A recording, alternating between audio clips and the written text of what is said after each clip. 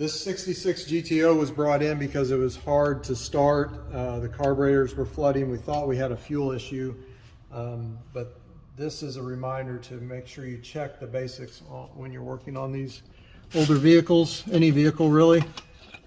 We removed the distributor cap yesterday and found a lot of corrosion in the cap and corrosion on the magnetic pickup in the distributor itself.